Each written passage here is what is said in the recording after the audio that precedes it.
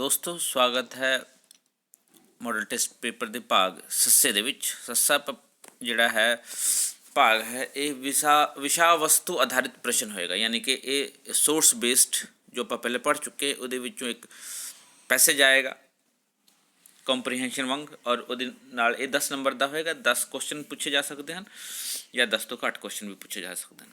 ਇਸ ਪ੍ਰਸ਼ਨ ਦਾ ਨੂੰ ਸੋਲਵ ਕਰਨ ਦਾ, ਇਸ ਭਾਗ ਨੂੰ ਸੋਲਵ ਕਰਨ ਦਾ ਤਰੀਕਾ ਹੈ, ਸਭ ਤੋਂ ਪਹਿਲਾਂ ਇਹ ਹੈ ਕਿ ਤੁਸੀਂ ਕੁਐਸਚਨ ਪढ़ लो, ਸਾਰੇ ਕੁਐਸਚਨ ਪੜ੍ਹ ਲਓ, ਉਸ ਤੋਂ ਬਾਅਦ ਫਿਰ ਉੱਤਰ ਦੇਣਾ। ਫੋਰ ਐਗਜ਼ਾਮਪਲ ਇੱਥੇ ਭਾਰਤੀ ਸੰਵਿਧਾਨ ਦਾ ਨਿਰਮਾਣ ਕਿਸ ਦੁਆਰਾ ਕੀਤਾ ਗਿਆ ਅਤੇ ਉਸ ਦਾ ਪ੍ਰਧਾਨ ਕੌਣ ਸੀ।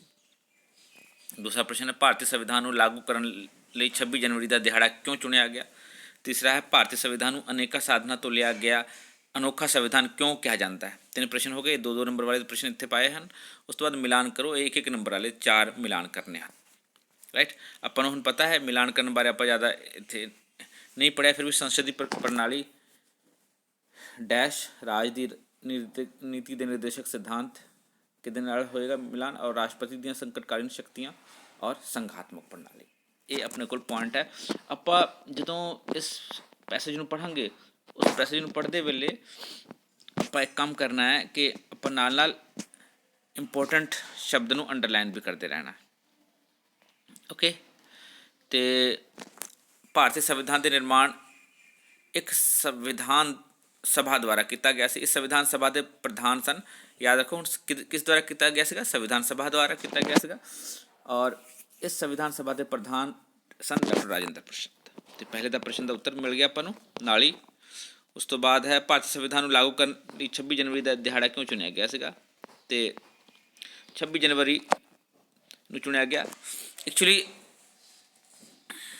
26 जनवरी ਹੁਣ ਅੱਗੇ ਪੜ੍ਹਦੇ ਹਾਂ। ਇਸ ਸੰਵਿਧਾਨ ਸਭਾ ਨੇ ਡਾਕਟਰ BR ਅੰਬੇਦਕਰ ਦੀ ਅਗਵਾਈ ਅਧੀਨ ਸੰਵਿਧਾਨ ਦਾ ਖਰੜਾ ਤਿਆਰ ਕੀਤਾ ਅਤੇ ਮਸੌਦਾ ਸੰਮਤੀ ਸਥਾਪਿਤ ਕੀਤਾ ਗਿਆ ਸੀ। ਇਹਨੂੰ ਖਰੜਾ ਤਿਆਰ ਕਰਨ ਲਈ ਇੱਕ ਮਸੌਦਾ ਸੰਮਤੀ ਸਥਾਪਿਤ ਕੀਤਾ ਗਿਆ ਸੀ। ਮਸੌਦਾ ਸੰਮਤੀ ਵੱਲੋਂ ਪੇਸ਼ ਕੀਤੇ ਗਏ ਸੰਵਿਧਾਨ ਦੇ ਮਸੌਦੇ ਨੂੰ ਸੰਵਿਧਾਨ ਸਭਾ ਨੇ ਬਹਿਸ ਕੀਤੀ ਅਤੇ ਬਹਿਸ ਮਗਰੋਂ ਉਸ ਸੰਵਿਧਾਨ ਭਾਰਤੀ ਸੰਵਿਧਾਨ ਸਭਾ ਨੇ 26 ਨਵੰਬਰ 1949 ਨੂੰ ਗ੍ਰਹਿਣ ਕੀਤਾ। ਯਾਦ ਰੱਖੋ ਕਦੋਂ ਗ੍ਰਹਿਣ ਕੀਤਾ ਸੀ, 26 ਨਵੰਬਰ 1949 ਨੂੰ। ਪਰ ਸੰਵਿਧਾਨ ਸਭਾ ਨੇ ਸੁਤੰਤਰ ਭਾਰਤ ਦੇ ਸੰਵਿਧਾਨ ਨੂੰ 26 ਜਨਵਰੀ 1950 ਨੂੰ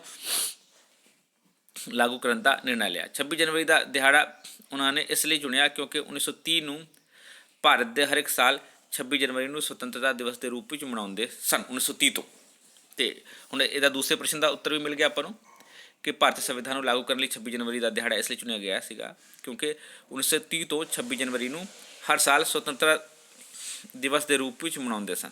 ਇਸ ਲਈ ਇਸ ਇਤਿਹਾਸਕ ਦਿਹਾੜੇ ਦੀ ਯਾਦ ਨੂੰ ਜੀਵਤ ਰੱਖਣ ਲਈ, ਚਿਰੰਜੀਵੀ ਬਣਾਉਣ ਲਈ 26 ਜਨਵਰੀ ਦਾ ਦਿਹਾੜਾ ਚੁਣਿਆ ਗਿਆ।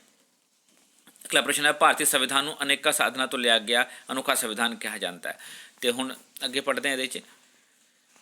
ਅਤੇ ਭਾਰਤੀ ਸੰਵਿਧਾਨ ਲਿਖਤੀ ਸੰਵਿਧਾਨ ਹੈ ਜਿਸ ਵਿੱਚ 395 ਅਨੁਛੇਦ ਅਤੇ 12 ਅਨੁਸੂਚੀਆਂ ਹਨ। ਭਾਰਤੀ ਸੰਵਿਧਾਨ ਦੇ ਅਨੁਛੇਦ ਪਹਿਲੇ ਤੋਂ ਪਹਿਲਾਂ ਸੰਵਿਧਾਨ ਦੇ ਆਰੰਭ ਵਿੱਚ ਪ੍ਰਸਤਾਵਨਾ ਅੰਕਿਤ ਕੀਤੀ ਗਈ ਹੈ ਅਤੇ ਸੰਵਿਧਾਨ ਦੇ ਮੁੱਖ ਉਦੇਸ਼ ਅਤੇ ਉਸਦੇ ਮੌਲਿਕ ਸਿਧਾਂਤ ਅਤੇ ਆਦਰਸ਼ ਆਦਿ ਦਾ ਵਰਣਨ ਕਰਦੀ ਹੈ।